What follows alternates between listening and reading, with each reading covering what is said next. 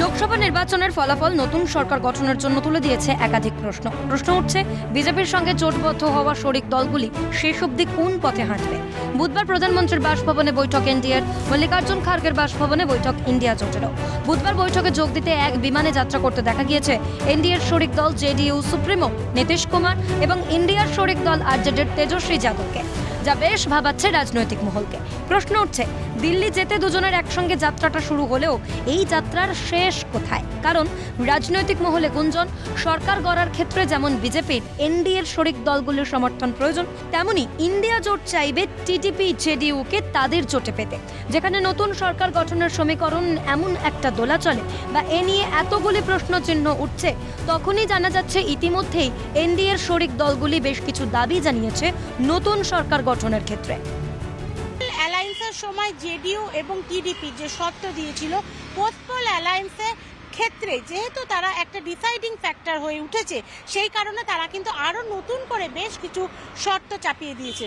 বলছি ইতিমধ্যেই বিহারের জেডিইউ এর সমর্থকরা বা তাদের নেতারা কিন্তু জেডিইউকে প্রধানমন্ত্রী করার ব্যাপারে একটা দাবি তুলেছেন। এমনকি তারা এটাও বলছেন নীতিশ কুমারকে প্রধানমন্ত্রী বা উপপ্রধানমন্ত্রী করা হোক, এই দাবি তারা তুলেছেন।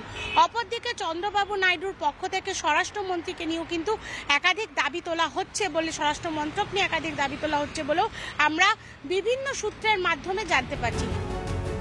এছাড়াও জানা গিয়েছে জেডিইউ দাবি করেছে একটি কেন্দ্রীয় মন্ত্রী এবং দুটি স্বাধীন প্রতিমন্ত্রীর পদ। শিবসেনার একনাথ শিন্দেও দাবি করেছে একটি কেন্দ্রীয় মন্ত্রী এবং দুটি স্বাধীন প্রতিমন্ত্রীর পদ। চন্দ্রবাবু নাইডুর টিডিপি দাবি করেছে স্পিকার এবং 4 কেন্দ্রীয় মন্ত্রী ও 2 স্বাধীন প্রতিমন্ত্রিত্বের পদ। হাম নেতা জিতেন রাম মাঞ্ঝিও চান মন্ত্রিত্ব।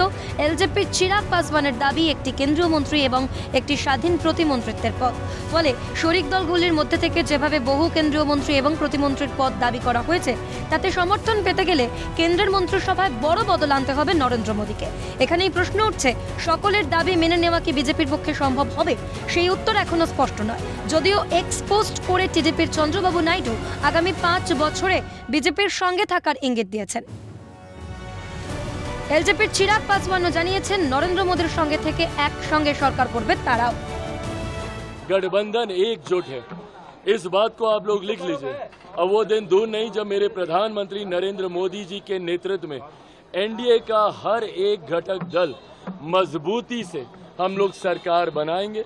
शपथ लेने की तैयारी है और ये सरकार मजबूती से अगले 5 साल मेरे प्रधानमंत्री जी के नेतृत्व में चलेगी।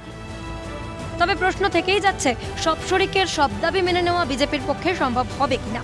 নতুন সরকারে অবশেষে কাদের সমর্থন পাবে বিজেপি? মনে করা হচ্ছে আগামী 48 ঘন্টার মধ্যে জাতীয় রাজনীতির জল কোন দিকে গড়িয়ে নতুন সরকার গঠনের কোন দিশা দেখা যায় তা দেশবাসীর কাছে স্পষ্ট হবে। এখানে কান পাতলা শোনা যাচ্ছে যে উভয় শিবিরের যারা ম্যানেজার তারা নেমে পড়েছেন মাঠে। তার একটাই কারণ যে কিভাবে রাজনৈতিক শিবির অপর শিবির থেকে ভাঙিয়ে আনা যায়, সেই চেষ্টা ইতিমধ্যেই শোনা শুরু হয়েছে। দিল্লিতে কান পাতলে আমরা শুনতেও পাচ্ছি সে কথা।